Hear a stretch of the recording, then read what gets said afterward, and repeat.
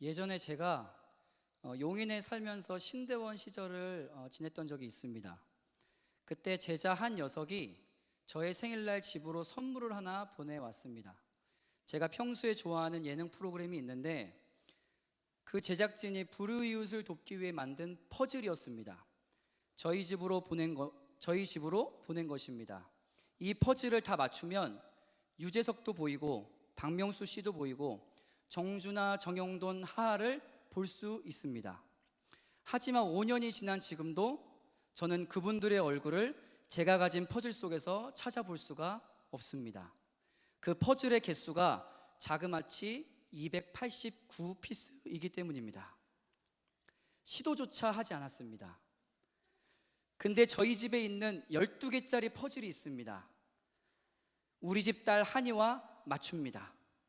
다 맞추면 겨울왕국 엘사가 보입니다.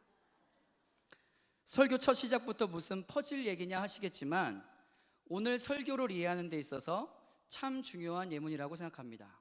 오늘 마태복음의 저자 마태는 그들의 청중인 유대 기독교인들을 향하여서 하나님 나라의 복음을 설명하면서 구약의 모든 율법과 선지자들을 통한 말씀이 예수 그리스도의 탄생과 예수 그리스도의 지상 사역을 통해 이미 이루어진 것이 있고, 또 반면에 이제 오실 재림의 최종적인 완성을 위해서 아직 이루어지지 않은 것이 있다고 설명하고 있는 것입니다. 따라서 성경의 이 구속사적 관점으로 보면 지금 우리가 살아가고 있는 이 세상은 성경이 이미 이루어진 것들과 아직 이루어지지 않은 것들, 다시 말해 이미 그리고 아직 사이에 팽팽한 긴장감 속에 저희가 살아가고 있는 것입니다. 예수님은 이 땅에 성경의 말씀대로 메시아로 오셨고 십자가에 죽으셨으며 3일 만에 부활하셨습니다. 이미 이루셨습니다. 그리고 성경의 말씀대로 교회를 통해 하나님 나라를 우리에게 보여주실 것이며 마침내 이 땅에 오셔서 우리를 구원해 주시고 심판하시고 새하늘과 새 땅을 허락하실 줄 믿습니다. 이미 그리고 아직. 퍼즐이 하나하나 만들어져 가며 알아볼 수 있는 것들이 있고 아직은 모르지만 나중에 완성되어지면 온전히 알아보게 되는 것입니다. 그리고 결국에는 289개의 피스가 왜 전부 필요한지 깨닫게 될 것입니다. 율법으로 대표되는 구약의 말씀이 없어지는 것이 아니라 하나님의 율법에 부여한 진정한 의미를 예수 그리스도를 통하여서 온전하게 깨닫게 될 줄 믿습니다. 이게 바로 17절, 18절의 말씀인데요. 문제는 이후에 나오는 19절과 20절 말씀입니다. 우리 19절, 20절 말씀을 한 번 더 우리 한번 읽겠습니다. 그러므로 누구든지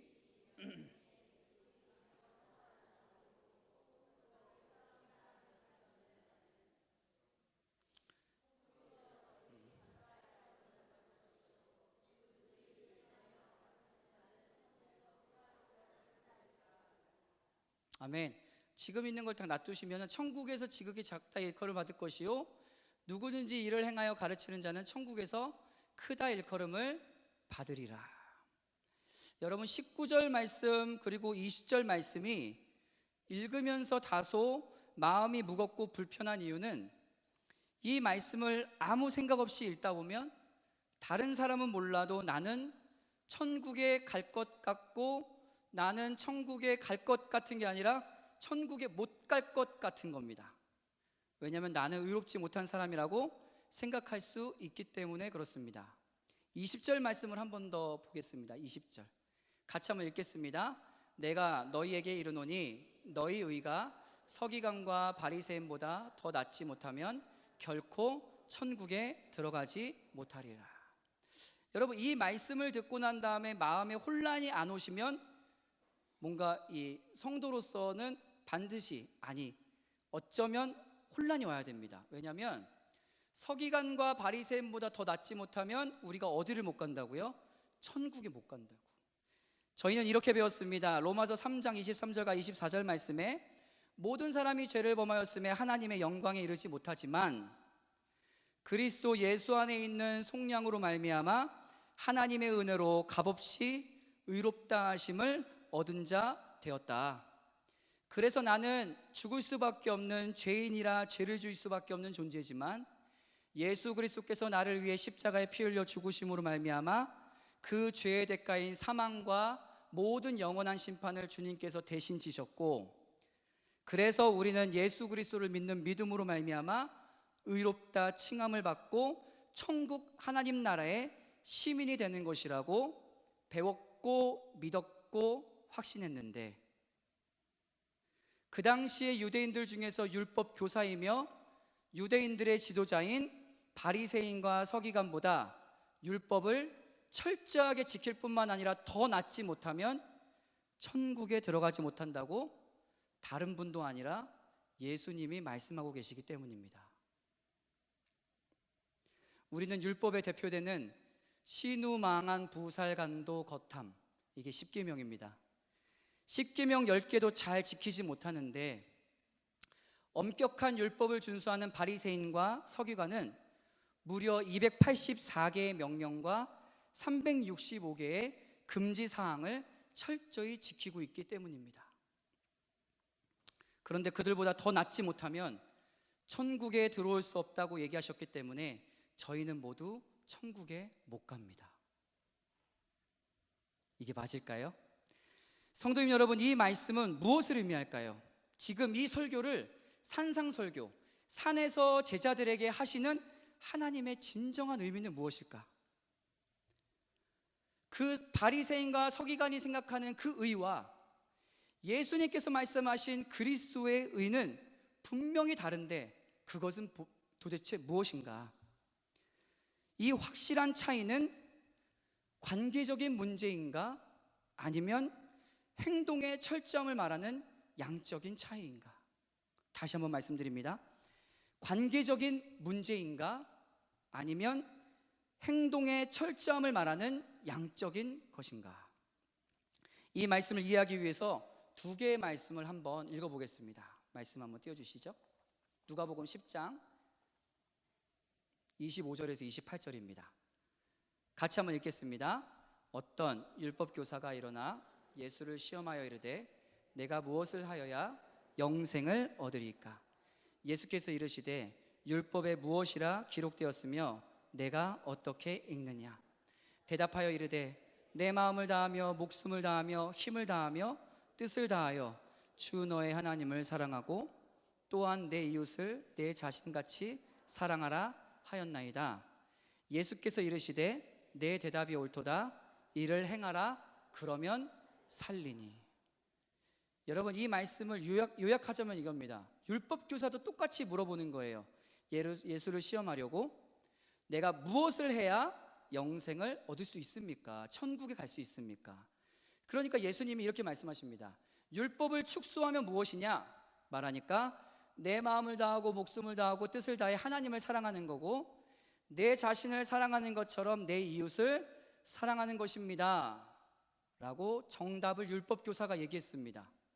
그랬더니 예수님께서 뭐라고 말씀하시냐면 내가 말한 게 옳다. 이를 행하라. 그리하면 살리니 영생을 얻을 수 있다라는 겁니다.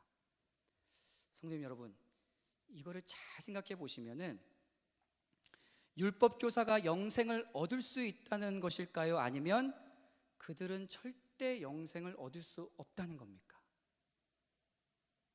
그 예수님의 의도가 내 마음과 힘과 뜻을 다하여 하나님을 사랑하고 내 이웃을 내 몸과 같이 사랑하라. 그것을 율법교사가 지킬 수 있다는 겁니까? 없다는 겁니까? 넌 절대 못 지킨답니다.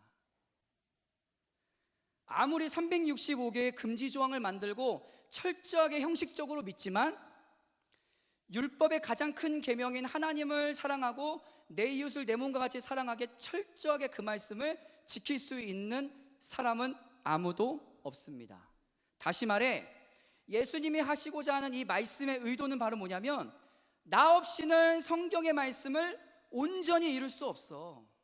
한번 지켜봐. 그게 되나 안 되나. 지금 그 뉘앙스인 거예요. 너희에게 필요한 것은 바로 나야. 다시 한번 여쭤보겠습니다. 예수님은 지금 행동의 철저함을 원하는 것일까요? 아니면 관계의 문제를 말하고 있는 것일까요? 두 번째 말씀 한번 보겠습니다. 누가복음 18장 10절에서 14절입니다. 같이 한번 읽겠습니다.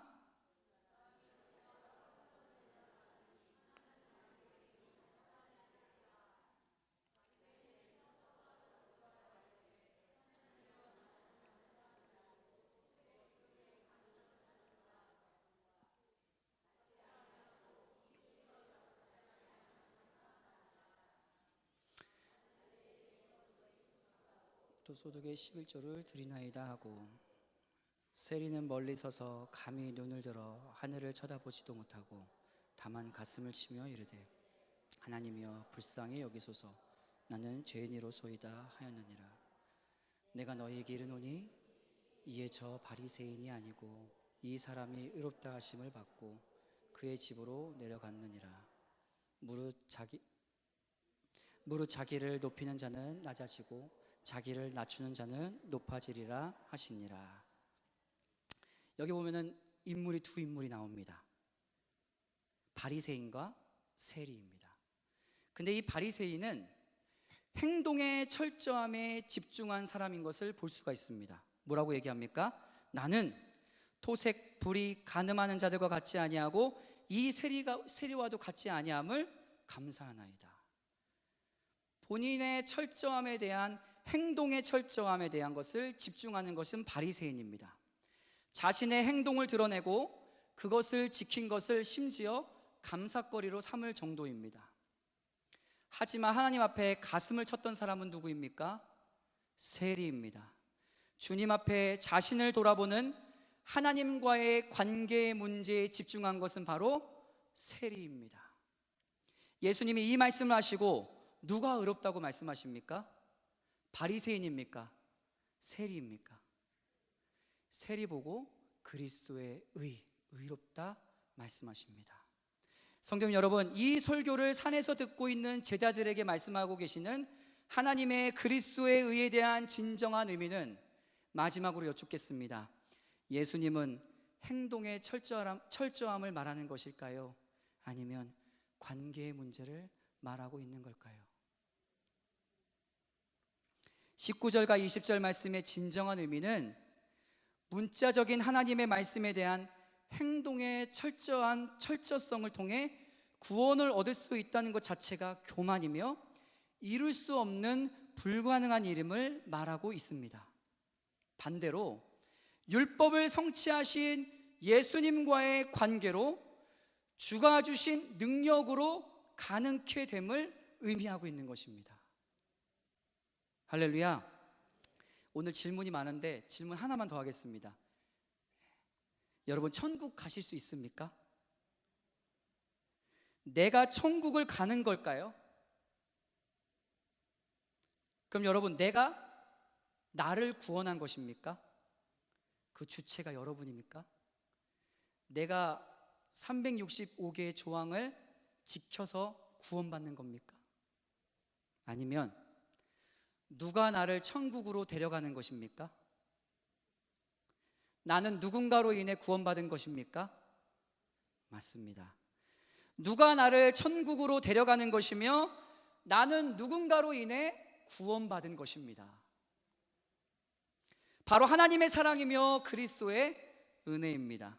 하나님이 우리를 사랑하셔서 하나님의 자녀 삼아 주신 것 믿으십니까?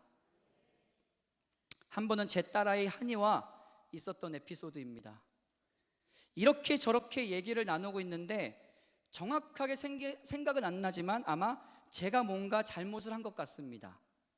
정확히 생각은 안 나는데 저희 집에서는 보편적으로 그렇습니다. 평소 아이들이 잘못을 할 때 저나 제 아내가 좀 무의식 중에 말하는 표현이 있어요. 좋은 표현은 아닌데 뭐 예를 들어서 뭐 좀 아이가 실수를 했거나 막 이러면 아유 정말 이래요. 한이야 아유 정말 이렇게 많이 얘기하거든요. 근데 갑자기 제가 그때 뭔가 정확히 기억은 안 나지만 아마 제가 잘못한 것 같습니다. 근데 갑자기 한이가 그 순간 정말 억양 하나 틀리지 않고 으 정말 그러는 거예요. 제가 깜짝 놀랐습니다. 여러분, 어머니의 행동을 옆집 딸아이가 똑같이 따라한다고 다른 자식이 우리 딸이 될 수 있을까요? 자식이기 때문에 부모를 닮아가는 건 맞습니까? 바로 이 원리입니다. 율법을 아무리 철저하게 지켜도 하나님의 자녀가 아니면 아무 소용이 없습니다. 아까 전에 찬양, 나는 아무것도 아닙니다. 주님의 사랑이 없으면. 나는 아무것도 못합니다. 주님의 능력이 없으면. 우리는 하나님의 자녀이기 때문에 주님을 사랑할 수 있는 것입니다. 다시 말하면 우리가 사랑할 수 있는 것도 하나님의 은혜입니다. 그리고 연약하지만 그 길을 따라 갈 수 있는 것입니다. 왜냐? 하나님께서 사랑으로 우리와 함께 하셨고 우리에게도 필요한 것은 바로 하나님을 사랑하는 사랑의 관계입니다. 로마서 13장 10절 말씀입니다. 같이 한번 읽겠습니다. 그러므로 사랑은 율법의 완성이니라. 마태복음 19장에 보면은 한 청년의 이야기가 나옵니다. 이 청년도 똑같은 고민을 했습니다. 뭐라고 예수님께 물어보냐면, 선생님, 내가 선한 일을 해야 영생을 얻을 수 있습니까? 그리고 율법, 곧 계명을 나는 다 지켰는데 아직 무엇이 부족합니까? 그러니까 멋진 청년이죠. 돈도 많죠. 율법과 계명도 철저하게 지키죠. 근데 그때 예수님께서 이렇게 얘기합니다. 내 소유를 팔아 가난한 자들에게 나눠주라. 그리고 나를 따르라. 여러분, 예수님의 이 말씀은 재산을 모두 바치라는 1차원적인 명령이 아닙니다. 우린 그렇게 생각하잖아요. 근데 그게 아니라 여러분, 부자 청년에게 하시고자 하시는 예수님의 진정한 말씀은 뭘까요? 네가 아무리 형식적인 계명과 율법을 다 지켰다 할지라도 아무도 모르는 네 속에 숨겨져 있는 교만과 돈에 대한 욕심의 죄악은 여전히 너에게 남아있고 그것으로 말미암아 나와의 관계는 이미 틀어져 버린 거다.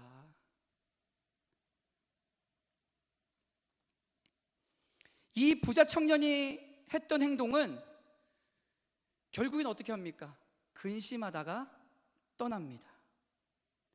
이 부자 청년이 설령 재산을 다 팔아서 가난한 자들에게 나눠줄 수 있는 결단과 용기가 없었어도 그것보다 더 중요한 것은 예수님을 떠나지 않고 세리와 같이 가슴을 치는 회개와 그분을 사랑하는 관계의 회복이 더 중요한 것입니다. 이 부자 청년이 제일 실수한 게 뭐예요? 주님을 떠난 거예요. 예수님도 그런 1차원적인 명령으로 내 소유를 다 팔라고 얘기하신 게 아닙니다. 너 율법과 계명을 다 지켰다고 하지? 그러나 네 속에 보이지 않는 남아있는 죄악과 돈에 대한 욕심은 나는 알고 있다. 그 하나님의 사랑을 깨닫게 되면 그 사랑이 너무 감사해서 하루에 3번 정해 기도하는 것이 아니라 날마다 새벽을 깨워 기도하게 되는 것입니다. 하나님을 너무 사랑해서 누가 보태주지도 않았는데 내 물질과 시간을 들여 선교하는 것 아니겠습니까? 매 주일 5층에 올라가면 늘 식사를 준비하는 분들이 계십니다. 밥도 하고 설거지도 하고 청소도 하고 누가 월급을 주지 않는데도 말입니다.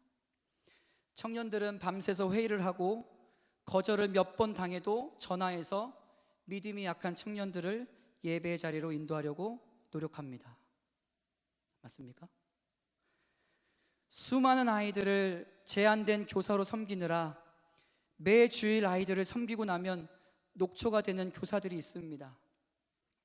하지만 지금 코로나 바이러스로 많은 주일학교 아이들이 못 나오면 편하다고 해야 하는데 온전한 주일 성수를 못하는 그 아이들을 위해 내가 기도하지 못해서 아이들이 못 오는 것 같다고 자신의 잘못인 양 가슴을 칩니다. 그렇게 힘드신데도 교회에 아이들이 없어 걱정하는 것보다 섬길 교사가 없어서 걱정하는 편이 낫다고 말합니다. 여러분, 바리새인과 서기관들의 모습 속에 이런 멋스러움을 발견할 수 있습니까? 십자가를 짓는 것이 불편하고 힘들 것 같지만 그 십자가의 사랑이 나를 살게 하고 행복하게 하고 목숨을 걸게 합니다. 여러분은 한낱 형식적인 율법을 지키는 서기관과 바리새인들보다 충분히 율법의 계명들을 예수 그리스도의 능력으로 온전히 이루어가고 있는 의로우신 분들입니다. 자, 퍼즐을 계속 맞추십시다.